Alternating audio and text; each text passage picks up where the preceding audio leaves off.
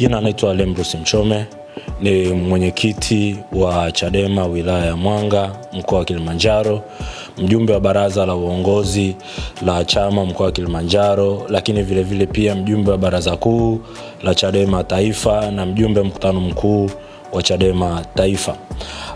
Ndugu waandishi wa habari, mimi nitaongea masuala machache sana, kwa sababu masuala mengi wameshaongea mawakili wetu.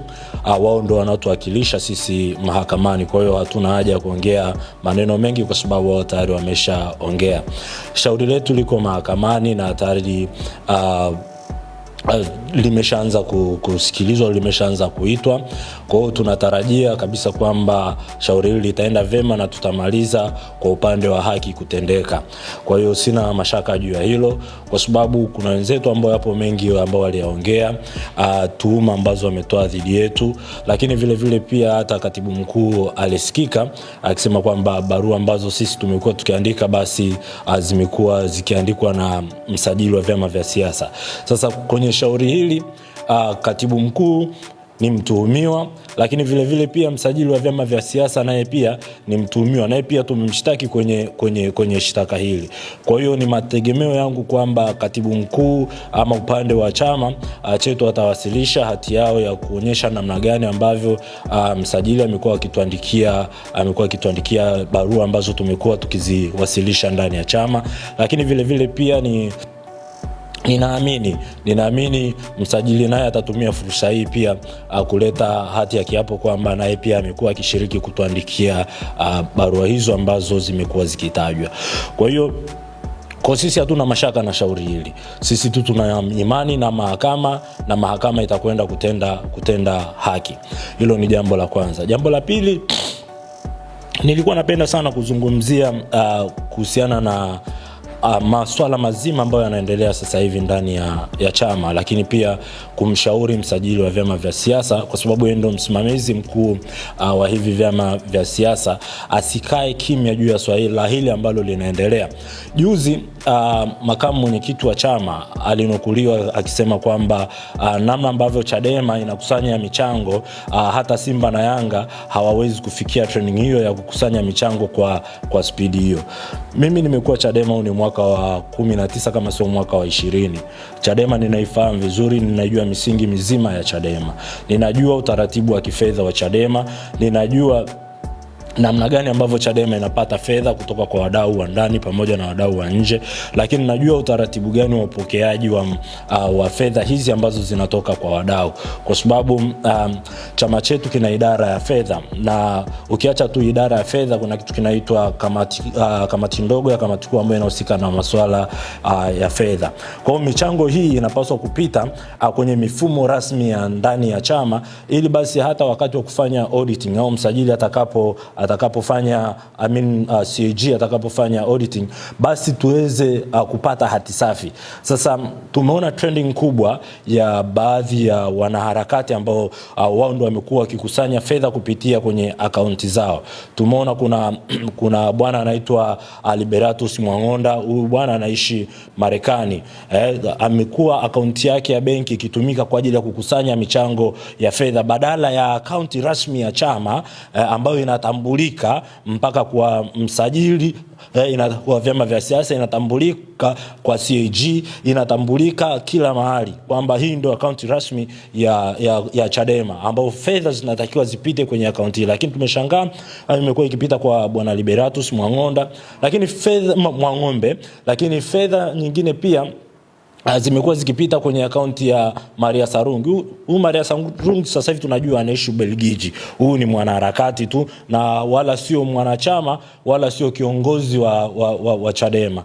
Ila ni mwanaharakati tu, lakini sasa tunajiuliza fedha hizi zinatoka wapi na kwa nini zinapita kwenye akaunti zao. Lakini ukiacha huyo, yupo mwanaharakati mwingine anaitwa Mange Kimambi. Mange Kimambi anaishi Marekani na tunajua hana kazi yoyote ile ambayo anaifanya kule Marekani zaidi ya kushinda kwenye mitandao ya kijamii. Anashinda kwenye mitandao ya kijamii kuanzia asubuhi mpaka jioni, ikiwa kazi yake tu ni kuchafua serikali ili wale wadau ambao wanawachangia fedha basi waweze kumpatia fedha. Sasa tunajiuliza kwa nini awali kulikuwa kuna mifumo mizuri ya tiririko wa fedha. Tunaona kabisa kwamba fedha hii, kwa mfano tunachangia, let's say kuna jambo tunalichangia, inatolewa akaunti maalum ya chama. Sasa hivi kila mwanaharakati amekuwa akikusanya fedha kivyake. Hii ndio maana namuomba msajili wa vyama vya siasa aliingie. Si ajabu kuna fedha chafu ambazo zinatakiwa kutakatishwa, kwa sababu huwezi ukaniambia leo hii Chadema ambao sisi tunaifahamu ikapata hii michango, na hii michango imekuwa ikitoka kwa asilimia kubwa kwa hawa wanaharakati. Hawa wanaharakati wanatolewa wapi fedha? Maria Sarungi maisha yake tunayajua, hana hela, hana biashara yoyote ile ambayo anaifanya. Huyu sijui Liberatus Mwang'ombe, huyu tunajua ni nesi kule Marekani, hana chanzo kingine cha mapato. Ukienda kwa Mange Kimambi, tunajua huyu ni mwanaharakati wa kwenye mitandao, ni shujaa kwenye mitandao, hana kazi yoyote ile ambayo anaifanya. Kwa hiyo ni muhimu sana serikali pamoja na msajili kaingilia kati hili jambo, kuona hizi fedha kiuhalisia zinatoka wapi. Si ajabu ni fedha chafu ambazo zinatoka, si ajabu humu ndani ya nchi, au kutoka kwa wafanyabiashara wengine ambao si ajabu wameshaikimbia nchi. Si ajabu wao ndo wanazileta fedha hizo kwa hao wanaharakati ili ziingizwe sasa ndani ya Chadema ili ziwe hela safi. Sisi Chadema hatukubaliana na hela chafu hata siku moja. Na ndio maana tumetoka hadharani tukikataa hela chafu ambazo zinaingia ndani ya chama. Chama chetu tumekuwa tukijinasibu kwamba sisi ni wasafi, tumekuwa tukijinasibu kwamba sisi ni watu ambao tumenyoka, watu ambao hatutaki kona. Kwa hiyo ninatamani tubaki umuhumu kwenye hizo fedha safi ambazo zitakisaidia chama. Lakini vile pia ndugu zangu waandishi wa habari, kumalizia nitaomba niweke sawa. Tuna wajibu mkubwa sana kwenye taifa letu la kuleta maridhiano. Meza siku zote ndio ambayo inaamua.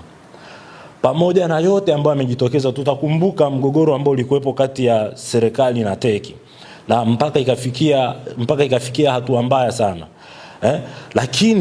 Lakini bado tumeona juzi Mheshimiwa Rais amekaa na teki na akaongea nao na mambo yakaenda vizuri. Sasa sisi kama chama ambapo wakati mwingine kwa bahati mbaya sana tumekuwa tukijinasibu kwamba tunaungwa sana mkono na teki. Tumekuwa tukijinasibu kwamba baraza la maaskofu liko upande wetu. Sasa kama baraza la maaskofu limeweza kukaa na Mheshimiwa Rais, wakaongea, wakakubaliana, wakaona kwamba mipaka ya dini ni ipi, mipaka ya siasa kwenye dini ni ipi, wakakubaliana hivyo. Sasa sisi kama chama cha siasa, ambacho chama cha siasa lengo kuu lolote lile la chama cha siasa, ili chama kianzishwe, lengo lake kuu ni moja tu, ambalo ni kushika dola.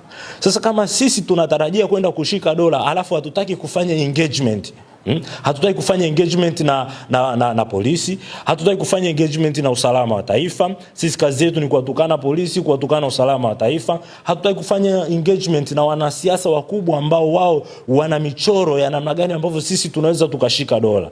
Leo hatutaki kufanya engagement na jeshi la wananchi, tunachukuaje dola. Leo hatutaki kufanya engagement na wakurugenzi wa wilaya, hatutaki kufanya engagement na wakuu wa mikoa na wakuu wa wilaya. Wote hatutaki kufanya engagement nao.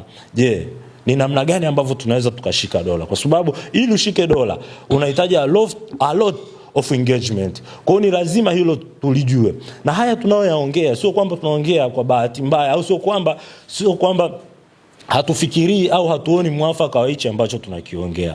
Kwa hiyo niwaombe sana wanachama wenzangu na Watanzania wote, we wish you to understand what you are fighting for. We are fighting to save our party.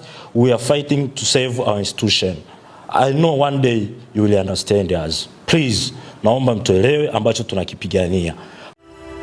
Asante kwa kuifuatilia Baharia TV. Usisahau kulike, kusubscribe, kucomment na kushare.